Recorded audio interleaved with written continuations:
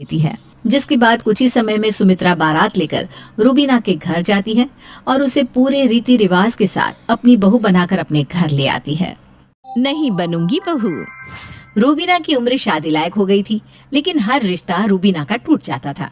इसी बात से उसकी माँ परेशान रहा करती थी। ऐसे ही एक दिन सावित्री की बहन नंदिनी उसके घर आती है। ये क्या दीदी, अब तो बड़ी कमजोर हो गई हैं। आखिर किस बात की चिंता खा रही है आपको? नंदिनी, अब तुझे क्या बताऊं, मैं ना रूबीना के लिए बहुत परेशान रहती हूँ। बस रूबीना की शादी ने ही मुझे टेंशन दे रखी है। एक बार उसकी शादी हो जाए तो मैं भी टेंशन फ्री हो जाऊंगी। जो भी रिश्ता आता है वो टूट ही जाता है। पता नहीं क्या होगा मेरी बेटी का। अरे उसकी शादी कभी हो भी पाएगी या नहीं। हे भगवान, बस इतनी सी बात, आप उसकी शादी को लेकर इतना परेशान हैं? अरे दीदी, भगवान जो करता है ना अच्छे के लिए करता है। उसकी अब तक शादी नहीं हुई, क्या पता उसको कोई अच्छा सा लड़का मिल जाए जो उसको समझे, उसकी कमियों के साथ उसको अपनाए। हाँ, बिना बेवजह की टेंशन लेती रहती हैं। नंदिनी और सावित्री आपस में बात कर रहे थे, तभी रूबीना वहां आती है। अब बिल्कुल सही कह रही है मौसी जी, यही बात तो मैं मम्मी को समझाती हूँ, लेकिन मम्मी के कानों पर तो जू तक नहीं रेंगती, उल्टा मुझे डांट कर ना चुप करवा देती हैं। अभी तो माँ नहीं बनी ना रूबीना, इसलिए तुझे ऐसा लग रहा है। जिस दिन बच्चों की जिम्मेदारी तेरे सर आएगी ना, तब पता चलेगा तुझे। देख रही है मौसी जी आप कैसे मुझे ताने दे रही है। अरे अब जब मेरा रिश्ता कहीं नहीं लग रहा तो इसमें मेरी क्या गलती? घर का गर्म माहौल देखकर नंदिनी अपनी बहन को शांत करवाने के लिए बीच में बोलती है। दीदी, मेरी बात तो सुनो। मेरी नजर में ना एक लड़का है। अगर आप कहो तो मैं उन लड़के वालों से अपनी रूबीना के लिए बात करूं। लड़के का नाम है अविनाश, इकलौता है। घर परिवार भी काफी अच्छा है। हमारी रूबीना को किसी चीज की कोई कमी नहीं होगी। पर हाँ, उसकी सास ना थोड़ी रूढ़िवादी सोच की है। अगर ऐसा है तो कोई बात नहीं, मेरी रूबीना उस घर में ढल जाएगी।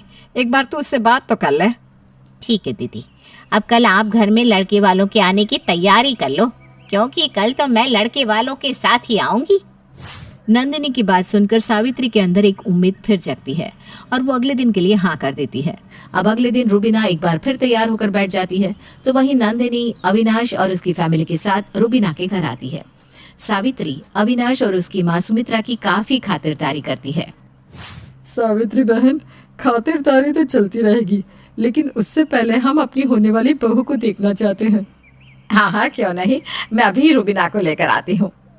सावित्री अंदर जाती है और रूबीना को लड़के वालों के सामने लाती है। रूबीना को सभी लोग देखते ही पसंद कर लेते हैं, पर जैसे ही रूबीना सुमित्रा को चाय देने जाती है, उसके हाथ से चाय नीचे गिर जाती है और उसकी साड़ी का पल्लू भी सर से उतर जाता है। ये देखकर सुमित्रा बोल पड़ती है।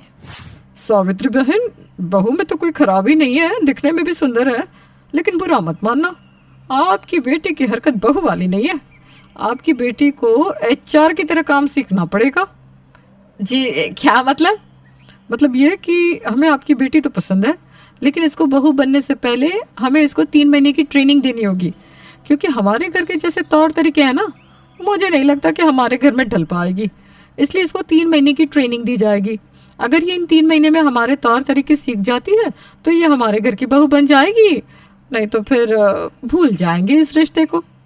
सुमित्रा की बात सुनकर सावित्री अपनी बहन नंदिनी की तरफ देखने लगती है। बहन जी, आप हमें थोड़ा समय दीजिए, हम अभी आपस में बात करके आपको बताते हैं। इतना बोलकर सावित्री नंदिनी और रूबीना के साथ अंदर कमरे में चली जाती है। दीदी, मैं तो कह रही हूँ इस रिश्ते के लिए हाँ कर दो, क्योंकि भले ही ये लोग हमारी रूबीना को 3 महीने की ट्रेनिंग दे, लेकिन इस ट्रेनिंग से हमारी रूबीना का ही फायदा होगा ना। अरे लेकिन नंदिनी, हमारी रूबीना 3 महीने बिन शादी अपने ससुराल में रहेगी। अरे तो क्या हो गया, बिना शादी के ही वो ससुराल की जिम्मेदारी पहचान जाएगी। तो सोचो, जब उसकी शादी होगी तो वो अपने ससुराल को कितने अच्छे से संभालेगी। नंदिनी की बात से सावित्री सहमत हो जाती है, लेकिन तभी रूबीना कहती है, पर मौसी जी, अगर 3 महीने के बाद भी मैं इनकी बहू बनने के काबिल ना हुई तो मेरा रिश्ता टूट जाएगा। अरे तो क्या हो गया, इतने सारे रिश्ते टूटे हैं तो एक और टूटेगा। अरे क्यों इतनी चिंता ले रही है? अब क्या था, नंदिनी की बात से सहमत सावित्री और रूबीना सुमित्रा की ट्रेनिंग के लिए हाँ कर देती है और सुमित्रा और रूबीना को अपने साथ अपने घर ले जाती है।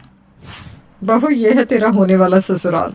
फिलहाल के लिए तू अपने कमरे में जाकर आराम कर, मैं तुझे कल से इस घर के तौर तरीके सिखाऊंगी और ट्रेनिंग भी, ठीक है? जी माँ जी। रूबीना अब अपने पति के बगल वाले कमरे में चली जाती है और अगली सुबह सुमित्रा रूबीना के कमरे के बाहर जाकर उससे कहती है, रूबीना, ए रूबीना, दरवाजा खोल, सुबह हो गई। अपनी सास की आवाज सुनकर रूबीना अपने कमरे का दरवाजा खोलती है। रूबीना को अभी सोकर उठता देख सुमित्रा उसे बड़े ही प्यार से कहती है, रूबीना बहू, ये तेरा ससुराल है, घर नहीं है, इसलिए तुझे 5 बजे नहा धोकर रेडी होना है, क्योंकि 5:30 बजे मैं पूजा करती हूँ और उस पूजा में मैं चाहती हूँ कि तुम भी मेरे साथ हो, इसलिए जल्दी से अब जाकर नहा लो। आज पूजा मुझे थोड़ी लेट करनी पड़ेगी। जी माँ जी। रूबीना अपनी सास की बात सुनकर तुरंत नहाकर आ जाती है और सास के साथ सुबह की 6 बजे वाली पूजा करने लगती है। 1 घंटे बाद जब घर के सभी लोग उठते हैं तो सुमित्रा रूबीना से कहती है, रूबीना बहू, जाकर सभी के लिए चाय बना दो और साथ में ना ब्रेड भी सेक देना।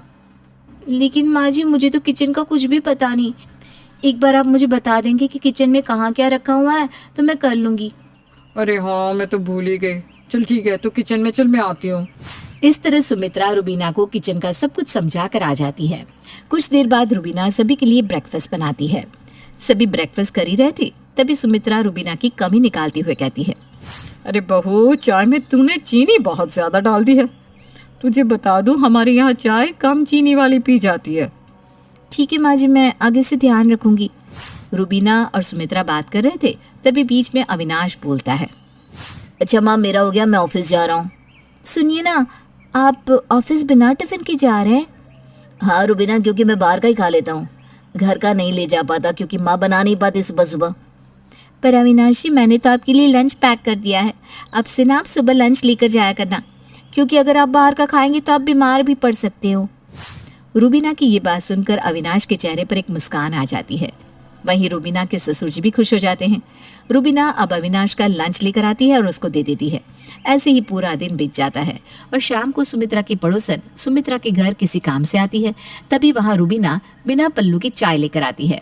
उसको बिना घूंघट के देखकर सुमित्रा कहती है, रूबीना बहू, ये हमारी पड़ोसन है और हमारे घर के तौर तरीके ये सिखाते हैं कि यदि आपके सामने कोई पराया आए तो आप उससे घूंघट करेंगे, इसीलिए आपसे जो भी तुम्हारे सामने आए उससे तुम घूंघट करोगी।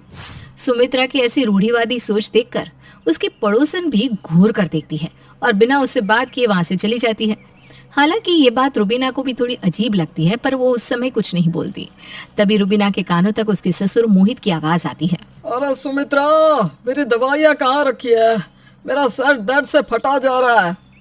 जी आती हूँ। सुमित्रा मोहित के पास जाती है और उसकी दवाई देती है। दवाई खाने के बावजूद मोहित का सर दर्द ठीक नहीं होता, जिसके बाद रूबीना तेल लेकर अपने ससुर जी के पास जाती है और कहती है, पापा जी, कभी कभी ना दवाई नहीं बल्कि मसाज काम आती है। लाइए, मैं आपके सर की मसाज कर दूं। देखना, 2 मिनट में आपकी सर का दर्द गायब हो जाएगा। इस तरह रूबीना अपने ससुर के सर की मालिश करती है। ऐसे ही समय बीतता है और बीतते समय के साथ रूबीना घर में जल्दी उठकर अविनाश का लंच पैक करती, उसकी केयर करती, साथ ही अपने ससुर की भी देखभाल काफी अच्छे से करती। लेकिन अगर उससे कोई कमी रह जाती तो वो थी सुमित्रा के तौर तरीके की। रूबीना खुद को सुमित्रा के तौर तरीके में ढाल नहीं पा रही थी और वो अक्सर कोई ना कोई गलती कर ही जाती। देखते ही देखते पूरे 3 महीने निकल जाते हैं, लेकिन रूबीना सुमित्रा के तौर तरीके पर खरी नहीं उतर पाती। क्योंकि अब पूरे 3 महीने गुजर चुके थे, इसलिए सावित्री और नंदिनी सुमित्रा के घर आते हैं, जिसके बाद सुमित्रा अपना फैसला सुनाती है। पूरे 3 महीने गुजर चुके हैं। हालांकि रूबीना बहुत अच्छी लड़की है, लेकिन वो एक बहू के तौर तरीके नहीं सीख पाई, इसलिए मैं आपकी बेटी को रिजेक्ट करती हूँ। अब आप अपनी बेटी को यहाँ से ले जा सकती हैं। सुमित्रा ने रूबीना को रिजेक्ट कर दिया था, लेकिन इन 3 महीने में रूबीना ने कहीं ना कहीं सभी के दिल में अपनी एक जगह बना ली थी। लेकिन सुमित्रा ने तो उसे रिजेक्ट कर दिया था, इसलिए अब रूबीना वहां रुक नहीं सकती थी। सावित्री और नंदिनी रूबीना को लेकर जा रहे थे, तभी अविनाश अपनी माँ से कहता है, माँ, ये आप क्या कह रही हैं? मानता हूँ रूबीना आपके तौर तरीके पर खरी नहीं उतर पाई, लेकिन वो हम लोगों की कितनी केयर करती है। आपने ये कभी देखा है? मैं कभी लंच नहीं ले जाता था, लेकिन जब से वो आई है तब से मैं लंच लेकर जाने लगा, मैं समय से उठने लगा। अविनाश सही कह रहा है। जब से रूबीना आई तब से मैं बीमार भी कम पड़ने लगा, और कहीं ना कहीं उसने तुम्हारे भी दिल में जगह तो बना ही ली है सुमित्रा। हम जानते हैं कि तुम भी उसे अपनी बहू के रूप में अपनाना चाहती हो, लेकिन वो घूंघट में नहीं रह पाती, इसलिए तुम उसे अपनी बहू नहीं मान रही हो। अरे क्या हो गया अगर उसने घूंघट नहीं लिया तो? जमाना इतना आगे बढ़ चुका है, नहीं करवाएंगे हम उससे घूंघट। माँ इस रिश्ते को मत तोड़ो, हाँ कर दो इस रिश्ते के लिए माँ प्लीज, क्योंकि मैं रुबीना से प्यार करने लगा हूँ। सुमित्रा भी रुबीना से अटैच हो चुकी थी और अपने बेटे का प्यार देखकर वो रुबीना को रोक लेती है और इस रिश्ते के लिए हाँ कर देती है। जिसके बाद कुछ ही समय में सुमित्रा बारात लेकर रुबीना के घर जाती है और उसे पूरे रीति रिवाज के साथ अपनी बहू बनाकर अपने घर ले आती है।